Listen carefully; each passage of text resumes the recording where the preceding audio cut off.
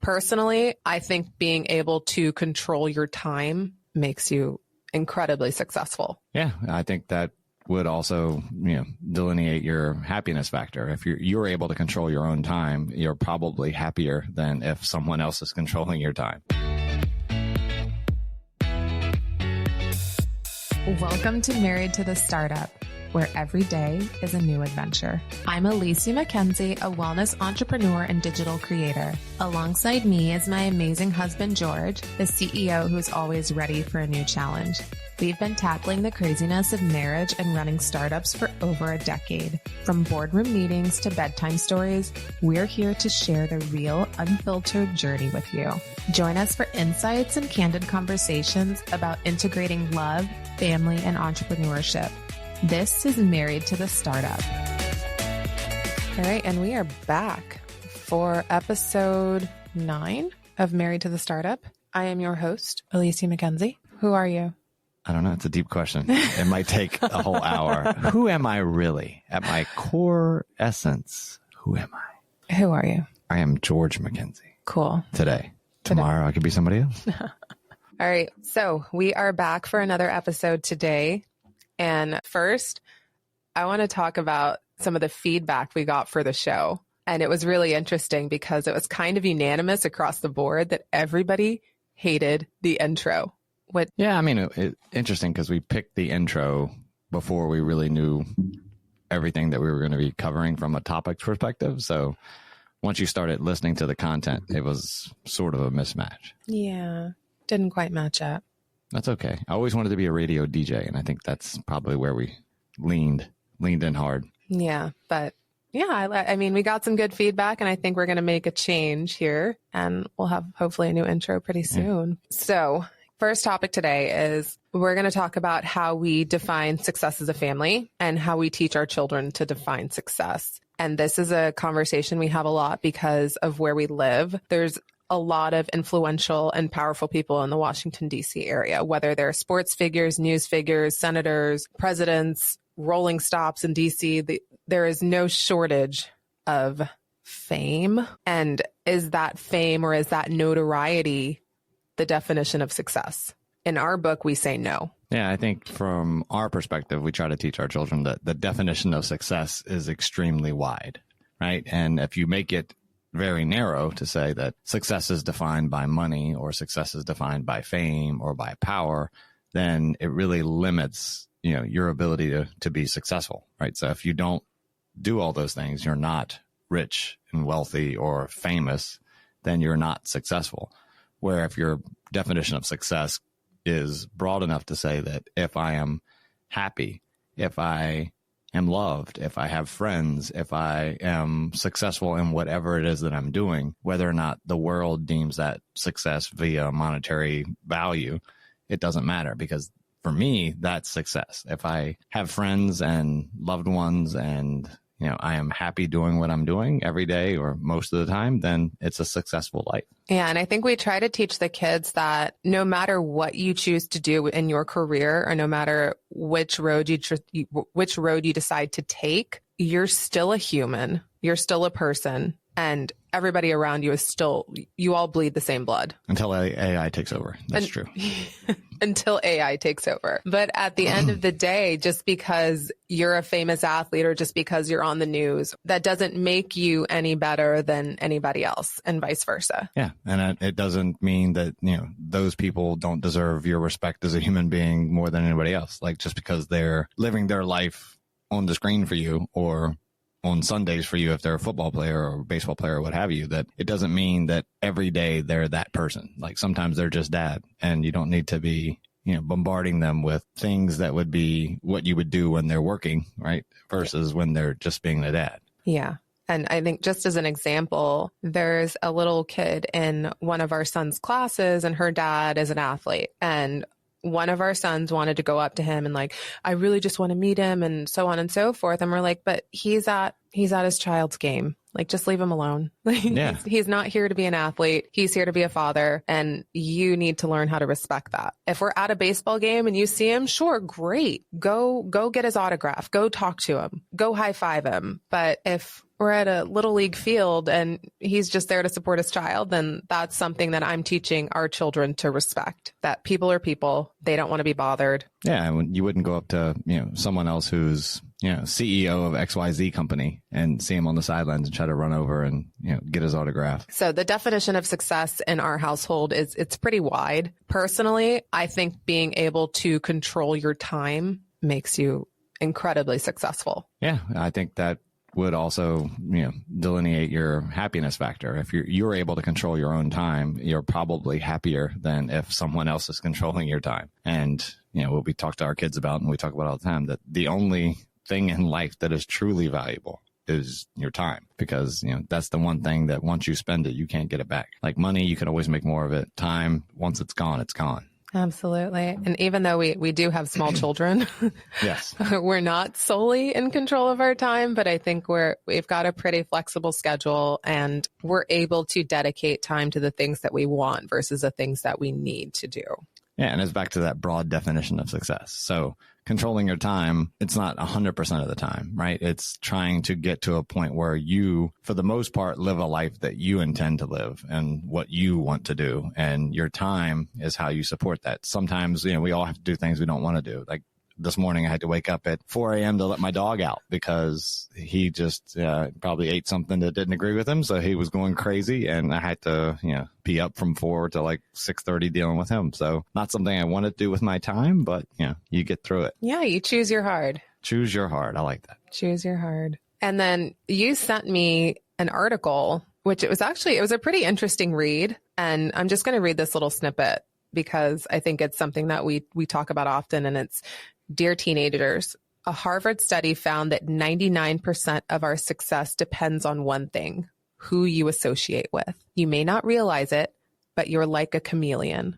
You can and will absorb the attitudes, opinions, and behaviors of those you choose to spend the most time with. If you spend time with winners and positive thinkers, you'll start to become like them. Spend time with negative underachievers, and you'll become like them. Choose your friends wisely. And I think that's 100% something that we preach. Life is about your mindset. If the first thing that comes to your mind when you wake up is, oh, today's going to suck, it's probably going to suck. Yeah, back to the manifesting. And I think that when the people that you surround yourself with, and that's what, that article was something I thought was cool, is that, if you boil down success, that's one of the biggest criteria for success is who you surround yourself with. And thinking about, Warren Buffett and his criteria for success, it's to whom and to where you're, where and to whom you're born is a predominator of success, which is also most of the times, what situation you're born into will dictate your friend circles and who you associate with. And being able to understand, it's hard as a child, but as you get older and understanding that, hey, who is adding positivity to my life? Who is enhancing my life? And it's something one of my friends recently shared an article with me that we're not talking about here today, but it was great. And it said, hey, there's deal friends and real friends. And real friends are the ones that you want to surround yourself with. And I think that goes back to that article as well, as people that are positive, people that are, winners, or people that aren't exactly like you, that are different from you and not someone in which you have something to gain from. And the only part I don't like about that was the whole networking part. But I can see how the networking part in that article works, because you're in those circles, you're just naturally introduced and you talk to people that are in the other people's circles. So in the Venn diagram of people everybody knows, there's, probably not a lot of overlap, but when it does overlap, you start to meet new people. So I like that. I thought that was an interesting one. And I think that's kind of how we choose our friend group. And we have a very small circle of people that we choose to spend our time with. And let's be honest, I don't like a lot of people anyways. That's true. So if I like you, then no, I'm kidding. No. I don't like a lot of people. And we have a very small circle because you don't want to be in a relationship where you feel like somebody's always expecting something from you. Yeah. Or somebody's always looking for an angle on how to make a business deal, or so on and so forth. And there was one point within social media where people were DMing me to get to my husband. And I'm like, all right, you're blocked, because that's just why. Don't do that. I mean, I guess good for you for shooting your shot, but also I'm not the person to do it with. Yeah. Yeah, it's interesting. And I think that that's a quick way to realize if they're real friends or deal friends is when they start to, want to leverage your network to get ahead. And I know that's probably things that people say all the time is, oh, you leverage your friend's network or your networks. And I just think that that's not a recipe for success. No. And I think within conversation, like things come up and are like, oh, okay. Like it could be organic. Yes. Yeah. And if they're real friends, right. And as part of that article I was talking about, those folks are the ones that want you to be successful. They challenge you. They're sounding boards for you. And if you're experiencing a problem and it's in an area in which maybe they don't have domain expertise, but they know someone who does, they're naturally going to introduce you and network that way. And, I think that's just part of being a friend. Versus who in your do you know anybody that knows so-and-so so that I can get an intro meeting to so-and-so? Yeah, those don't fly with me. To be honest, like I don't care who you are. If I like you and I like your personality, then great. Let's go cold plunge together. But if you're so-and-so's husband and he won a World Cup or whatever, like I don't care. Yeah. I don't. Yeah. And it's teaching that to your children and making sure they understand that too, that, who you surround yourself with is extremely important to your overall success, be it wide or narrow. Is, if they're bringing negativity and, maybe, bad decisions into the relationship. And then like that quote you read said, like you're a chameleon. So you're going to start to do those things, whether you want to or not. It's just human nature. Yeah. And if you're around people that are doing bad things, eventually you start to do bad things too.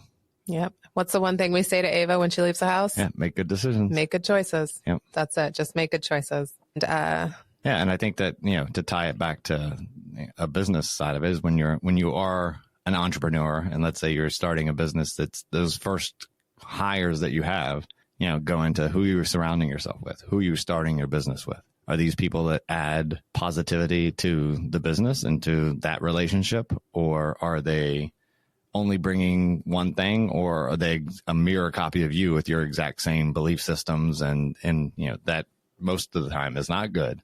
So you have to make sure that, who you're surrounding yourself with within a corporate environment is very similar. You don't want Eeyore to be, your chief marketing officer, right? So you got to have someone who's positive in that role and understanding that they add something to the business.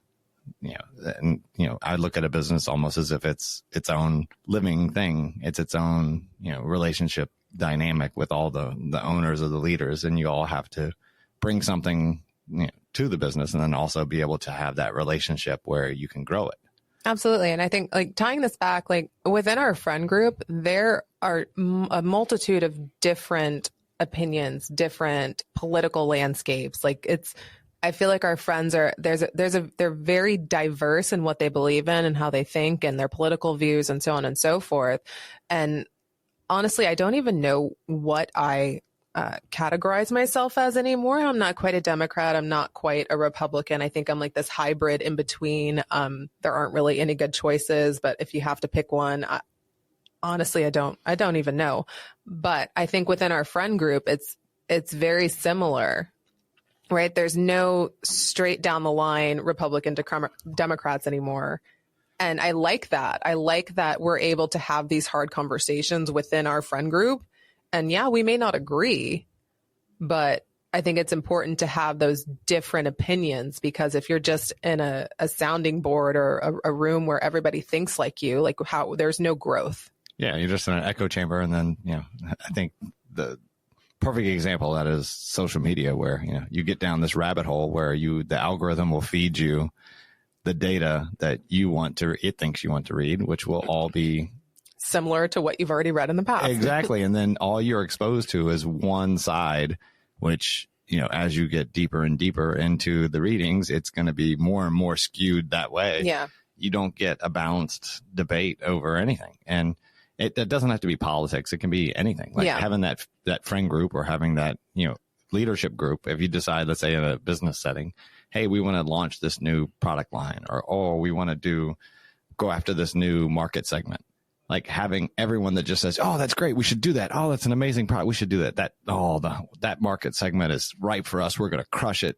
Versus someone saying, hey, why are we doing that? Do you think we can be successful there? You need that antagonist. Yeah. Or at least the different opinion. Yeah. on someone that may had different experiences that you, hey, I've tried to sell into DoD before. It sucks. Yeah. Or, hey, I've tried to, launch XYZ product. And then same with, your friend groups is, hey, I've done the private school route thing before, or hey, I've done X, Y, or Z thing before, or I vacationed there before. I loved it, or I hated it. Yeah. Which is also, this is a perfect segue into our next topic that I think we used to have this debate a long time ago. Now it is what it is, but it's private school versus public school education. You're a product of public school. I'm a product of private school. And when we first got together, we weren't really sure which route we were going to take. We were poor when we first got together, so it wasn't really a choice. No. It was going to be, hey, they're going to go to the school that I can afford, which is public. No, they went to parochial. Yeah. Right. So we were not flush with cash when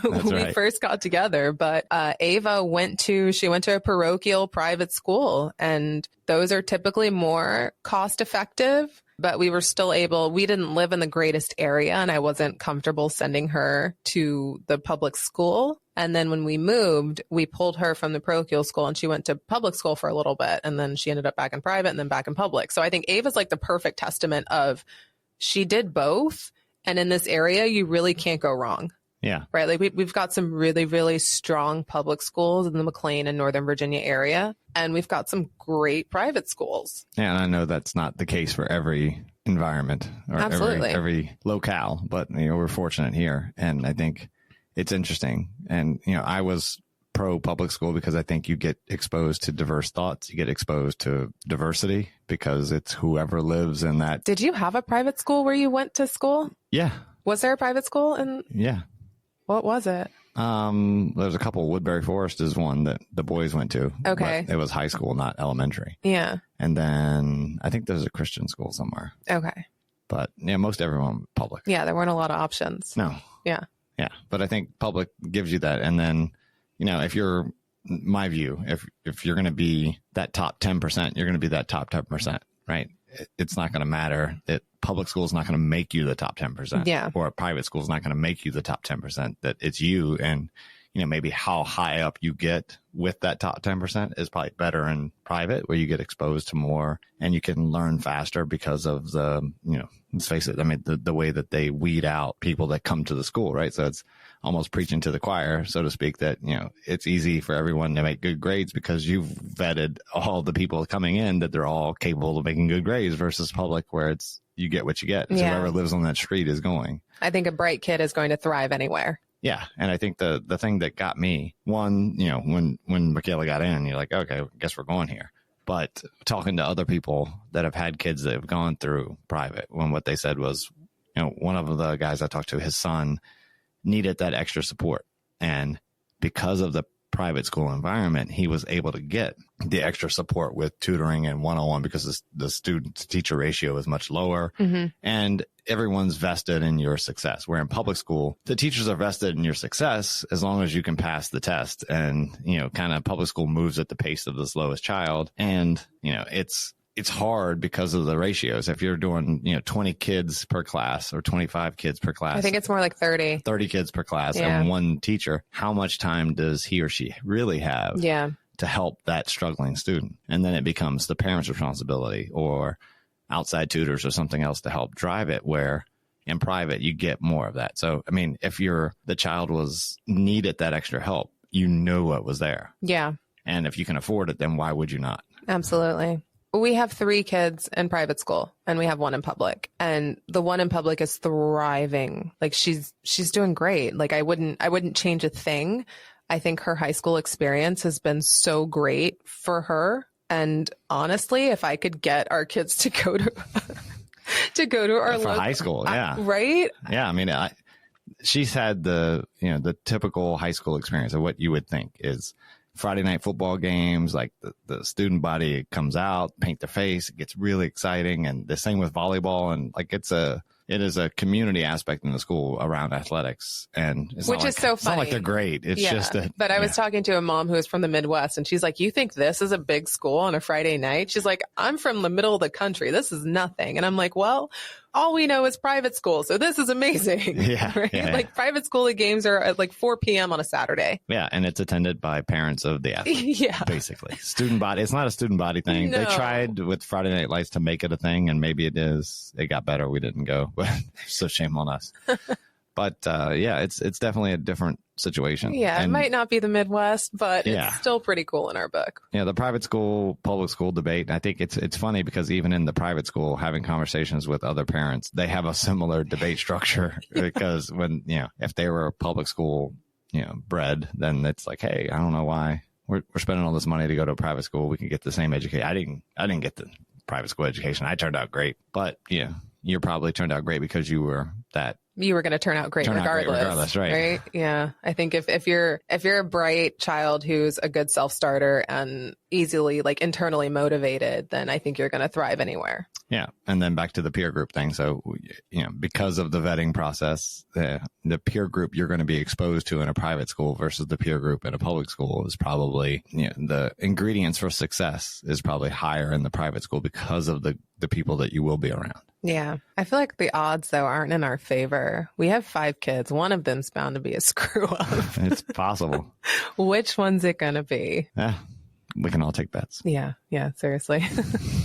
All right. So moving on to the next topic. This one is around AI and the ethics surrounding OpenAI, which first I kind of want to talk about the Scarlett Johansson issue, the voice issue, because when was it? It was probably about a week ago. ChatGPT it released a voice that, what was the name of it? Sky?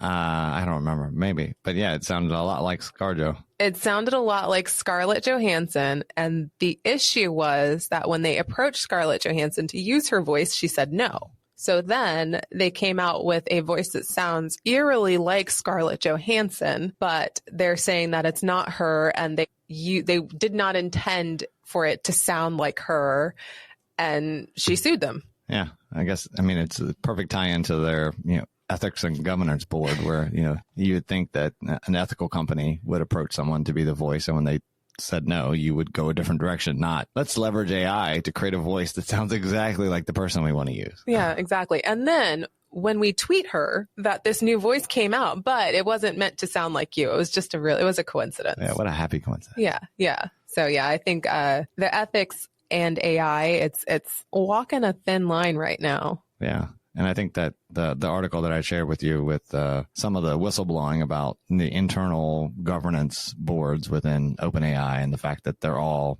run and operated and chaired by Sam Altman and the same guys that are leading the company. So wait, okay, you have a company who the CEO is Sam Altman. Yes. And then you have an ethics board. Yes. That is supposed to keep and govern OpenAI and govern and make sure everything's copacetic. Correct. But that is also run by Sam Altman. Yes. Okay. So that was the accusations, and that's where, kind of the topic for me, it was, will Sam Altman kill us all? Well, AI just, go ungoverned and be, because who's going to be the one to rein it in? Yeah. Who's going to tell Sam Altman no? Yeah, Altman? Exactly. Who's going to rein it in when there's an ethical dilemma around, should we make this choice? Is it good for the company? Yes. Is it good for humanity? Maybe no. And who makes that decision? It's an interesting one, and it's one that I think is a broader topic on the business side, and it may be a stretch, but it's also looking at, one of the books that I love is Scaling Up, and it's oftentimes, the leader of a company, let's say the CEO of the company, may come from a sales background or a marketing background or a technology background, and whichever one of those he comes from is normally the weakest part of the business. Which is, it doesn't sound intuitive, right? And the reason for that is because it's often where the CEO would say, I'm not going to hire a key leader in that area because I can do that. Yeah. I don't need, a CMO because I can handle the marketing. Mm-hmm. But I'm also the CEO. I also have to handle, strategy and direction, and also have to handle, finance and all the other things that the CEO has to handle. But they neglect the marketing aspect because that's their bread and butter, is what they're used to and what they think they add to the company. And I think, I'm going to give Sam, I don't know, obviously, but the benefit of the doubt is that he thinks he is ethically empowered to make that decision because he believes so wholeheartedly in open AI and AI for good and all the things it can bring to humanity. So I would obviously make the ethical and correct choice because I am so passionate about it and that's what I believe. But at what point is he so blindly it's hard enamored with the new shiny product that he's willing to overlook some of these ethical things that are coming into question? Yeah, or not see it, right? Yeah. Because you're so laser focused. And yeah. I think in business, that's a good lesson, right? That, it's hard. You can't be objective when you're so deep in the weeds. It's impossible. Yeah. And, don't just make things for the theater of it. Like, oh, I'm going to create a diversity program or I'm going to create, this community aspect. Yeah. Of the These company. Scholarship programs or so on and so forth. Yeah. Or it's, hey, I'm going to do town halls because I care about my community and all I'm going to talk about in the town hall is finance. Yeah. Like there's a blind spot there and to be able to understand that or vice versa, where, hey, I'm at the town hall and, my role is X and I'm just going to talk about stuff that, is all fluff and rah rah. Mm. So you have to, when you're, running an organization or you're building that governance structure or roles, you have to understand who's that person in the role and make sure you get the right person in the role. Yeah. And not just, I know best. I'm the best marketer here. So I'm going to be in charge of marketing. Okay. So you've been the CEO of several companies. Where do you think your weakness lies? My weakness? Yeah. Plenty. But no, I think sometimes I get too deep in areas that I'm good at. Like the technology side, I'll dive in too deep or, too controlling, too in the weeds. And then, sometimes I'll do the opposite where I try to give more control to people. And then, when I don't like the outcome, then I dive in and take more control. So that part, I think it's the good and the bad. And if I get the right person in the role that I feel I know they can do it, and probably the weakest part for me is even when that person is incredibly capable, I'll like to poke just to make sure that because we're making sure we're doing the right thing. Yeah. To be that antagonist, even though I fully trust that person knows what they're doing. And I think that they have the right idea. But a lot of times people who are incredibly intelligent or really good at what they do, no one pushes back. Yeah. So it's my role to push back, to say, oh, is that right? Can you do it faster? Why aren't we doing that? Why don't we do this? And, leads to a lot of arguments, but I think at the end, a healthier company. Yeah, definitely. I mean, your path speaks for itself. Yeah. I think we've done some good work. I try. So actually something I think it's a really interesting topic. I mean, we're on the topic of AI, but how can you as a founder lean on some of these new products that are coming out to build a company faster?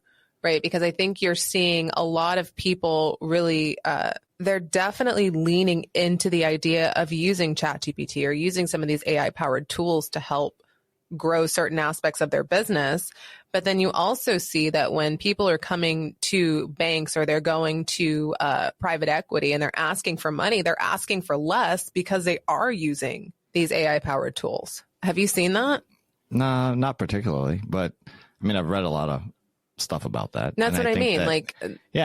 It's definitely enhancing or lowering the barrier to entry. Yeah. Right. To get a business going. Right. So let's say you're a brand new founder. What can you do to really use some of these to help grow your company with less resources than you could potentially afford 10 years ago? Yeah. I mean, the marketing aspect, like having it help you create marketing ideas. And it's not that I'm going to leverage ChatGPT or Claude or Bard or something else to give me my entire marketing campaign, but it's an easy way to get outside thought and ideas that you can riff on to say, oh, okay. Oh, I like a piece of that one. Let me pull that thread a bit and add my own intuition to it. Or, hey, can you help me with, which company I should form, which state I should form my company in, or the questions that you may have that you would run through a lawyer for, you could probably get quicker answers using AI. Not to say that you should rely on AI for legal advice, but I'm saying there's some questions that you could get answered. We don't do that, Andy, I promise. Yes. Yeah. And that, and it just like logo designs and helping, word your pitch deck and helping to formulate, The logo design is really The interesting. slogans, Like the ChatGPT illustrations or the Ali, like some of the things that they come up with, it's really cool. But my one like issue with it is that you can't correct an image. Yeah, I think they got some. There's some newer ones that you can. You can use a similar image and edit it. And Can you? I mean, there's tons out there. Midjourney, there's a bunch of things that do really cool. Which is graphics. nuts because I swear I was doing graphics maybe like 4 weeks ago, and now there's something that can. that is the thing with AI. There's LLMs that come out every day, and there's hundreds and thousands of them that come out every day. The speed at which AI is developing is just, it blows my mind. Yeah, I saw it was a headline. It was a clickbait, I'm sure, but it was saying that we'll run out of user or human generated content for LLMs to consume by 2026. Interesting. Yeah. You see it on Instagram now. When you go to post something, it says, has this been generated by AI? It's now a click. It's now a shadow box that you have to check if it's been generated by AI, because they're trying to just be more transparent about the content that you're consuming on their platform. Yeah. And I think we're getting hopefully closer to where AI is that assistant or helps you with the mundane and is the replacement for Google search, right? Where you just ask it the question that you would ask Google today and get a real answer versus, hey, here's 35 of the highest ad revenue sites to click through to read articles. And then eventually you can get to an answer. And I think that would help, being able to have that co-pilot, being able to have that assistant in a startup world before you have funds to hire one to help you make reservations or book things or, create a project schedule and do all the things that you need to do in the early stages of a business, to have that to rely on versus, trying to work 24 hours a day to get those things done by yourself before you can afford staff. Yeah. Yeah. I think it's definitely lowered the barrier to entry for entrepreneurship, which it's not a bad thing, but no, we just needed to, be able to do the dishes and mow the grass for you and do all the things that we actually don't want to do. Alexa, bathe my kids. Yeah, I'm sure it'll read a bedtime story. Alexa, read me a bedtime story. I'm sure that works. I wish. I bet you it does. We should try it. It probably does, but our kids don't want it. They want you. Yeah. They want you, or at least our boys do. Yes. Our boys want you in their room reading the bedtime story every night. It's not really bedtime stories anymore. Now it's just books, chapter books. Yeah, our baby. All right, that's all, folks. Thank you for tuning into Married to the Startup. We hope you enjoyed today's episode. If you did, please take a moment to rate, like, and subscribe to our podcast. Your support helps us reach more people and keeps the conversation going. If you have any topics you'd like us to cover, please feel free to drop me a message at Lift Like a Mother or at Married to the Startup. We love hearing from you. Until next time, George, out.